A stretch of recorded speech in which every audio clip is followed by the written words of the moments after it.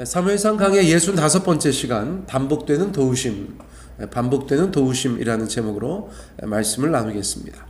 사울과 신하들이 다윗을 죽이기로 공모한 일이 있었죠. 사울이 신하들에게 다윗을 죽이는 것에 대해서 공적으로 논의한 것이었어요. 그 자리에 요나단이 있었습니다. 그러므로 요나단은 다윗을 구하려고 나서게 된 것이죠. 위험을 감수할 수밖에 없는 일이었어요.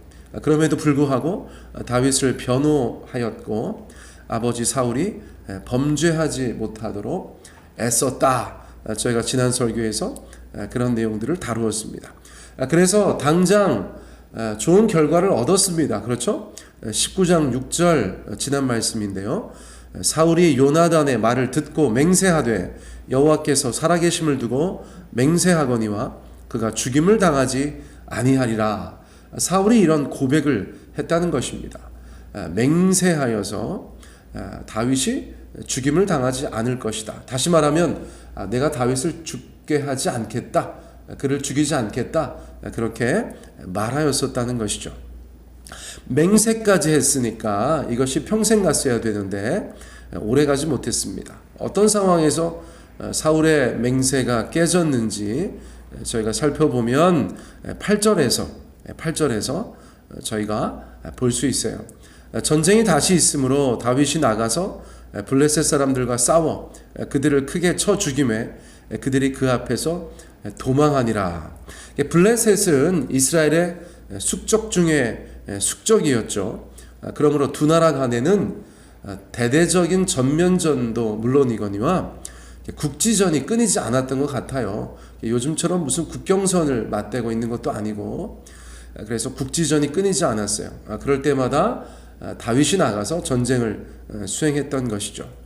잠시나마 사울과 평화로운 관계를 유지하던 다윗, 이스라엘의 천부장으로서 그 역할을 다하는 것입니다. 그래서 좋은 결과를 또 얻었어요. 다윗이 블레셋과의 전투에서 크게 승리한 것입니다. 다시 말하면 다윗이 또 공을 세운 것입니다. 백성들 사이에서 평판이 좋아지고 오늘날로 따지면 지지율이 높아지는 것이죠. 미래의 권력으로서 계속해서 사울의 눈에 가시같이 있는 것이에요. 그리고 그것이 또 다른 문제를 일으키게 되는 것입니다.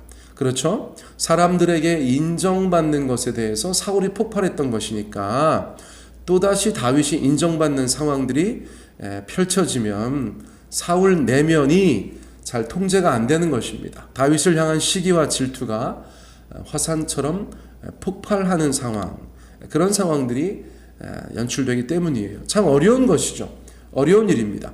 사울의 내면의 문제가 근본적으로 해결되지 않은 상황에서 다윗이 무엇을 하든지 그것이 다윗의 평판에 도움이 되고 다윗이 인정받는 일이 되면 사울에게는 부정적으로 작동하게 되는 것이에요.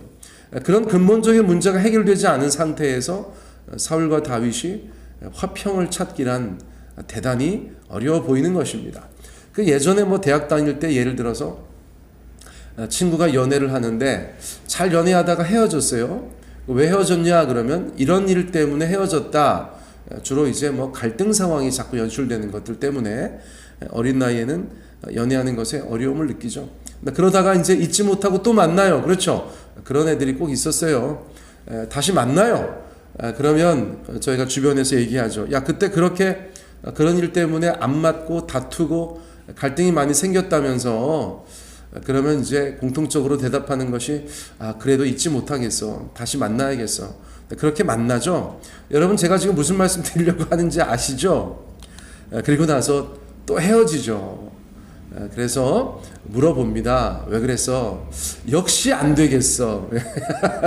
역시나 안 되겠어.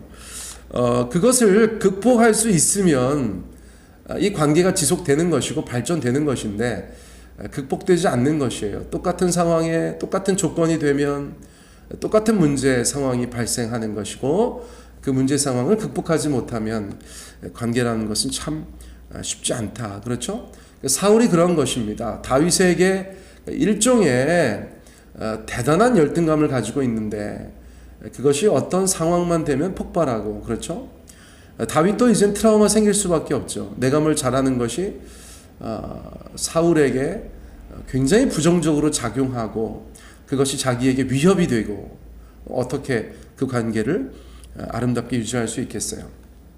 자, 어쨌거나 사울은 다윗을 죽이지 않겠다는 맹세를 지키지 못했다는 것이죠. 자, 9절 10절 사울의 손에 단창을 가지고 그의 집에 앉았을 때 여호와께서 부리시는 악령이 사울에게 접하였으므로 다윗이 손으로 수금을 탈 때에 사울이 단창으로 다윗을 벽에 박으려 하였으나 그는 사울의 앞을 피하고 사울의 창은 병에 박힌지라 다윗이 그 밤에 도피하매. 그러니까 이 구절들은 또다시 사울이 폭주하였고 다윗은 생명의 위협을 느끼는 사건이 발생하였다. 그것을 저희 가운데 말씀해 주는 것이죠. 그런데 18장 10절 이하의 내용과 상당히 유사하죠. 다윗이 수금을 타고 있고 악령이 역사하고 사울은 단창을 가지고 다윗을 죽이려고 하고 또 다윗은 피하고 이런 장면들이 공통적으로 등장합니다. 그런데 같은 사건은 아니죠. 이것은 다른 유사한 사건이 재발한 것이다 라고 볼 수 있어요. 왜냐하면 이후에 사건의 전개가 전혀 다릅니다. 18장에서는 사울이 다윗을 천부장으로 삼아서 국경지대로 보내버리죠. 여기 19장에서는 다윗이 집으로 피하고 사울이 다윗을 체포하려고 계속해서 액션을 취하는 그런 장면으로 이어지니까요. 이건 전혀 다른 사건인 것이죠. 아무튼 이제 사울은 다윗을 죽이려고 또다시 구체적인 살해 시도를 반복합니다. 11절 12절 사울이 전령들을 다윗의 집에 보내어 그를 지키다가 아침에 그를 죽이게 하려 한지라 다윗의 아내 미갈이 다윗에게 말하여 이르되 당신이 이 밤에 당신의 생명을 구하지 아니하면 내일에는 죽임을 당하리라 하고 미갈이 다윗을 창에서 달아 내림에 그가 피하여 도망하니라. 그러니까 사울은 다윗이 도망간 후에 다윗의 집으로 전령을 급파하였습니다. 체포조예요. 체포조를 출동시켰어요. 다윗의 목숨이 풍전등화와 같죠. 군인들에게 잡히면 사울에게 끌려와서 죽임을 당할 것이 너무나 분명합니다. 하나님께서는 다윗을 어떻게 살리실까요? 하나님께서 다윗을 어떻게 구하실까요? 아시는 것처럼 앞선 사건에서는 사울의 아들 요나단이 나서서 그 목숨을 건졌다. 그렇게 말씀드렸어요. 이번에는요, 다윗의 아내이자 사울의 딸인 미갈을 통해서 역사하시는 거예요. 미갈은 남편의 목숨이 위태롭다는 것을 직감하고 이 밤에 당신의 생명을 구하지 아니하면 내일에는 죽임을 당하리라 이렇게 말합니다. 오늘 어떻게 하지 않으면 내일 죽는다 이렇게 말한 것이죠. 미갈이 지혜롭게 잘 판단하였어요.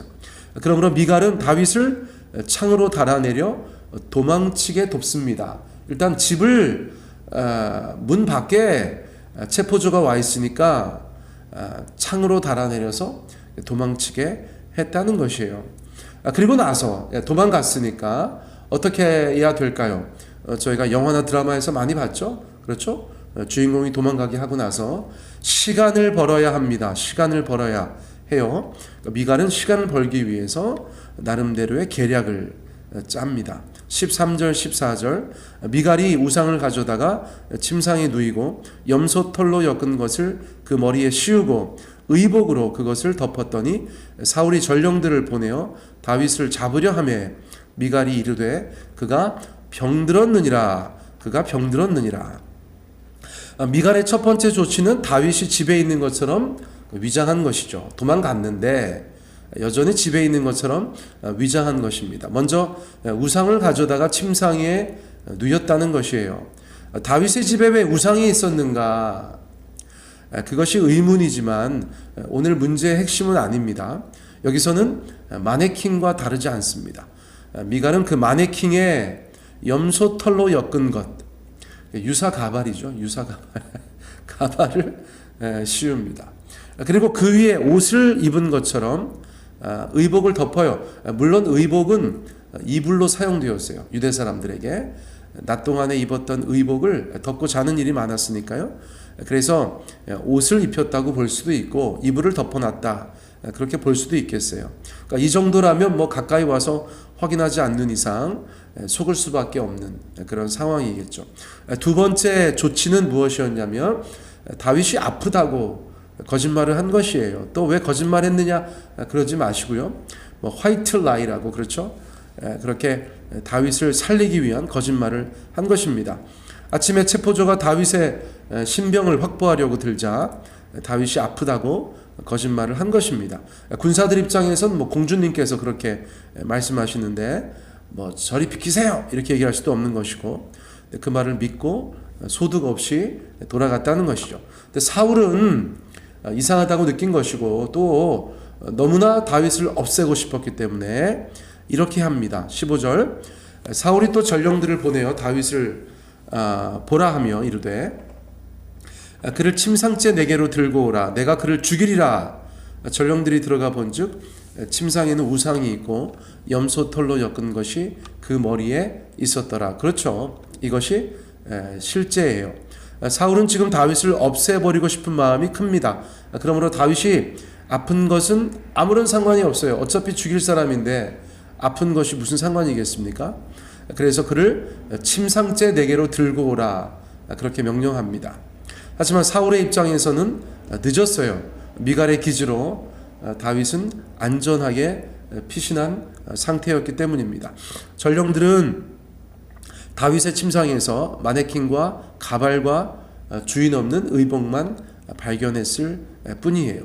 자, 이쯤 되면 성경의 독자들은 미갈이 걱정됩니다. 아이고, 사울의 상태가 좋지 않은데 미갈이 아무리 딸이라고 해도 해코지하는 거 아닌가, 그런 생각이 들게 되죠.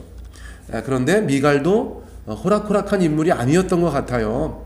이런 상황에서도 끝까지 처신을 잘합니다. 자, 17절, 사울이 미갈에게 이르되 너는 어찌하여 이처럼 나를 속여 내 대적을 놓아 피하게 하였느냐. 미갈이 사울에게 대답하되 그가 내게 이르기를 나를 놓아 가게 하라, 어찌하여 나로 너를 죽이게 하겠느냐 하더이다 하니라. 사울은 미갈을 추궁합니다. 어찌하여 이처럼 나를 속여서 내 대적을 놓아 피하게 하였느냐. 얼마나 무서웠겠어요. 그런데 미갈이 능청스럽게 다윗 핑계를 대죠. 그리고 위기를 넘어섭니다. 다윗이 자신을 위협했다는 것입니다. 죽이려고 했다는 것이죠. 그렇죠? 물론 사실이 아니지만 사울 입장에서는 뭐 그럴듯하게 들렸던 것 같아요. 사울이 이 문제를 그렇게 받아들이고 넘어가는 것을 통해서 저희가 확인할 수 있습니다. 여러분, 저희가 보고 있는 성경의 이야기는 다윗이 골리앗을 죽인 이후에 계속해서 사울로부터 미움을 받고 더 나아가서 살해 위협을 당하고 또 그런 시도 가운데 노출되어 있었다는 것을 확인하고 있어요. 그때마다 하나님께서 다윗의 생명을 연장시키시고 구원하시고 건지시는 것들을 보고 있습니다. 사울은 반면에 계속해서 하나님 앞에 범죄하고 나락으로 떨어지고 있다는 것을 저희가 보게 되는 것이에요. 사랑하는 성도님들, 인생에 있어서 다윗이 이 시기에 얼마나 힘들고 어려웠겠어요. 물론 그런 세월이 더 진행되지만 어쨌거나 그가 하나님을 계속해서 의지하여서 하나님은 그 위기 때마다 다윗을 건지시고 또 건지시는 모습들을 저희가 보게 되는 것입니다. 다윗의 이러한 인생의 시점에서는 도우시는 하나님이 그의 인생 가운데 가장 크게 다가온 하나님의 모습이었다고 저희가 볼 수 있어요. 그러므로 저와 여러분은 인생을 살아가면서 어떤 상황이든지 간에 우리가 의지할 분이 하나님 한 분이시다라는 믿음을 가지고 주님 앞에 기도하며 그분의 도우심을 경험하며 이 땅 가운데 살아가야 되는 줄 믿습니다. 제가 어제 그저께 이 설교를 준비하였어요. 여러분 어제 아시는 것처럼 공휴일이었기 때문에 제가 미리 좀 설교를 준비하였습니다. 설교를 준비하는 그날 한 통의 전화를 받았어요. 많은 분들께서 궁금해하시는 과거에 저희가 함께 기도했었던 억울한 재판 가운데 어려운 시절들을 보내고 계셨던 우리 교회 명예교인 정집사님, 여러분 기억하시죠? 제가 이름을 다시 말씀드리진 않겠습니다만 우리 정 집사님께서 지난 겨울 내내 어려움을 겪으셨어요. 말씀드린 것처럼 이제 정권이 바뀌고 나서 승승장구하던 현역 군인을 정치적인 이유로 어려움을 주려고 했던 것이기 때문에 저는 참 어렵지 않을까, 참 쉽지 않다, 그런 생각을 하고 있었어요. 실제로 어려움도 당하셨는데 그 부부의 기도 제목, 또 주변의 많은 중보자들의 기도 제목은 하나님 도우셔서 억울한 일이 없게 하여 주십시오. 이 재판이 정말 하나님 안에서 모든 것이 깨끗하게 하나님의 역사하심을 저희들이 경험할 수 있도록 그렇게 해주십시오라고 계속 기도했었거든요. 그런데 그날 전화 내용이 뭐냐면, 여러분, 그 전날에 지난 월요일이죠. 지난 월요일에 모든 재판에서 무혐의가 나왔다. 억울하게 고소당하였지만 모든 것이 다 무혐의가 나왔다. 그런 내용이었어요. 제가 참 기뻤어요. 저희 교인들께서도 함께 기도해 주신 탓도 있겠지만 여러분, 저도 참 기뻤어요. 하나님께서 저희들의 기도를 들으셨구나. 주의 자녀가 억울하게 재판받고 불명예스러운 삶을 사는 것을 원치 않으셨구나. 모든 혐의가 다 무혐의가 되었다. 그렇게 이야기해서 제가 참 하나님께 영광을 돌렸습니다. 여러분들도 기쁘시죠? 저희가 함께 기도했었던 내용이기 때문에 그래요. 여러분, 인간적으로 보면은 참 어려웠는데 하나님께서 도우셔서 당사자들도 정말 하나님께서 기적적으로 도우셨다, 그렇게 말하고 있어요. 요즘에 사회 분위기 아시잖아요. 이런 상황에서 이런 결과가 나온 것에 대해서 참 감사하면서 말씀을 준비하는데 너무나 잘 어울리는 거예요. 우리의 삶에 여러 가지 일들이 있지만 우리가 하나님을 끝까지 의지하고 주님 앞에서 그렇게 살아갈 때에 주께서 우리를 도우신다. 우리를 도우시는 하나님, 에베네셀의 하나님, 저희가 그 하나님을 믿고 섬기며 그분께 기도하고 있다는 사실이 너무나 다행이고 자랑스러웠습니다. 사랑하는 성도님들, 하나님께서는 다윗만 도우시는 것이 아니고요, 또 우리 정 집사님만 도우시는 것이 아니고요, 우리 모두의 도우시는 하나님이신 줄 믿습니다. 우리의 참으로 놀라우신 헬퍼가 되시는 우리 하나님 아버지 앞에 감사와 찬양을 돌리면서 오늘 이 말씀은 마치도록 하겠습니다.